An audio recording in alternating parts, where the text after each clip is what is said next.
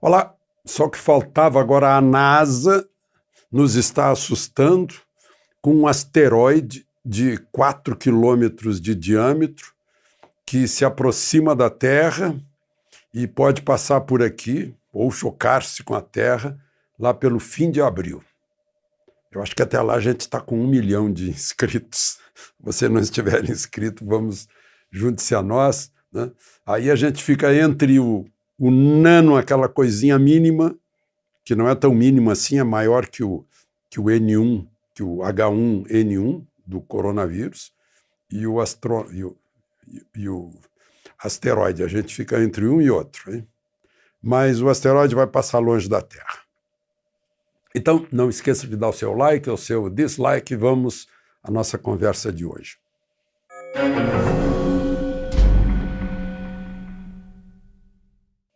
Você sabe, hoje, né, neste dia 17 de março, eu acordei com a sensação de que estou com saudade de quando a gente acorda e a primeira notícia do dia é mais uma operação da Lava Jato. Que a gente liga só dá coronavírus, né? Correr atrás, entrar no computador, procurar a operação da Lava Jato. E não é que tem duas.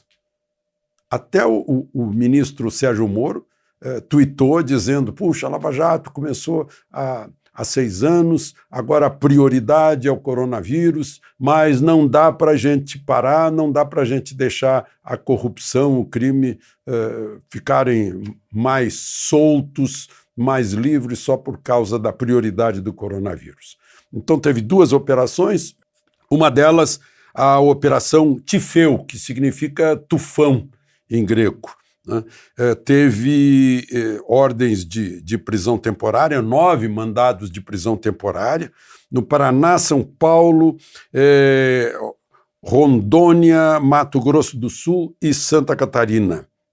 É um pessoal aí que, fazendo tráfico de drogas e lavagem de dinheiro, operou só assim, que já foi descoberto, 1 bilhão durante 4 anos. E a outra operação envolvendo o governador de Tocantins, Operação Assombro. O governador de Tocantins se chama Mauro Carlesse, né? E 80 policiais federais, cada operação de hoje teve 80 policiais federais, em Palmas, Araguaína e Duerê. É uma investigação sobre dinheiro desviado a pretexto de pagar funcionário público que não existe, né? Tiveram um mandado de busca e apreensão na residência do governador e no gabinete do governador. Por falar em governador, que fiasco, né?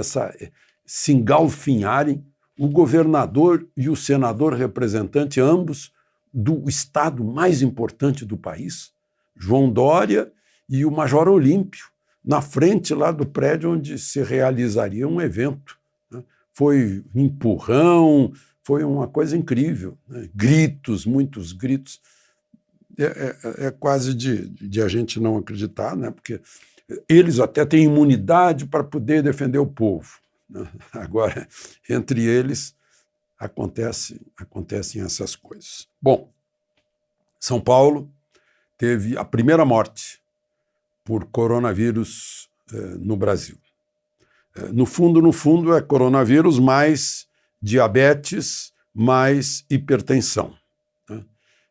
Uma pessoa, um homem de 62 anos, que não esteve no exterior, né?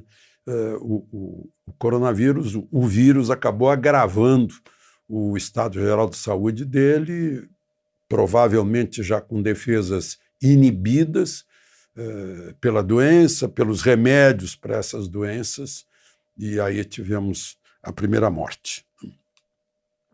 Bom, e agora é possível impor isolamento e quarentena? Não agora, isso já é daquela lei que foi feita às pressas, emergencial, para trazer os brasileiros de Wuhan e deixar confinados na base aérea de Anápolis. Precisaram fazer uma lei para que os direitos individuais fossem, de certa forma, cerceados, né? E a lei agora tem uma regulamentação através de uma portaria, né, dizendo que aparece o caso alguém com coronavírus, com recomendação médica, se houver recomendação médica de isolamento, de quarentena, tem que ser cumprida, ainda que seja imposta mano militare ou sob vara, pela polícia, enfim, pela autoridade. Claro que isso não deve imaginar que as pessoas vão sair para a rua e se um dá um espirro vai ser preso, né? Jamais, né? Como a gente viu algumas imagens lá da China a respeito dessa história.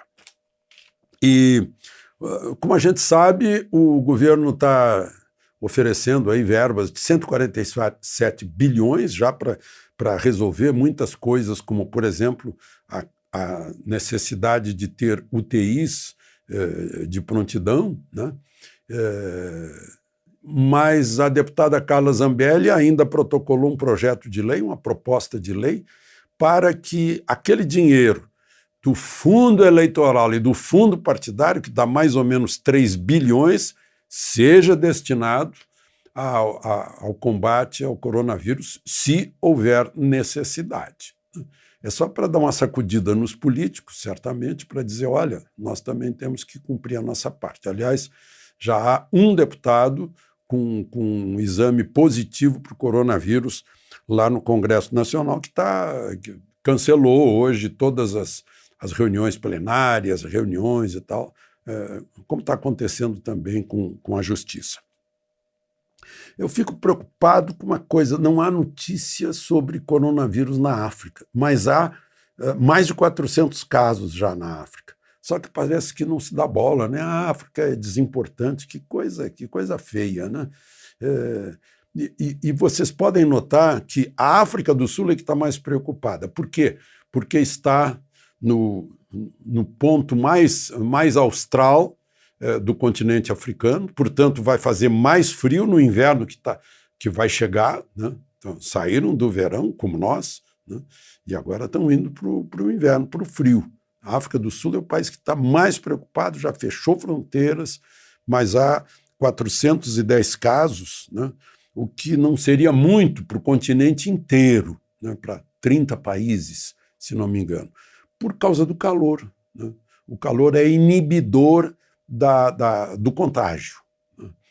Se vocês olharem o globo terrestre e derem uma olhada assim, no mapa mundi, e vão ver que o vírus atinge a parte fria nesta época do ano, né?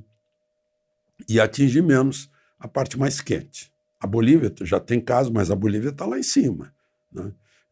Embora esteja na mesma latitude nossa, está numa altitude bem maior, né? Portanto, um lugar de fácil contágio. Mas contágio fácil ou contágio difícil, é bom evitar o contágio, né?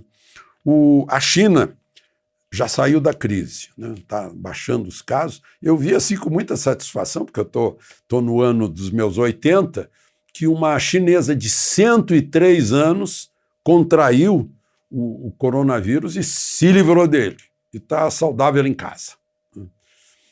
Só para falar aí para os meus companheiros de geração aí que há esperança, sim, né? Mas eu tenho falado aqui que a China está tendo ganhos, né? Está comprando coisas mais baratas. Agora, economicamente teve perda, sim. Vejam só, queda na produção industrial de 13,5%. As vendas a varejo despencaram 20,5%. Os investimentos despencaram 24,5%. Sem contar as vidas, né? Cerca de 3.800 vidas para uma população de 1 bilhão e 400 milhões. Então a China teve um desempenho exemplar aí no combate ao coronavírus, né?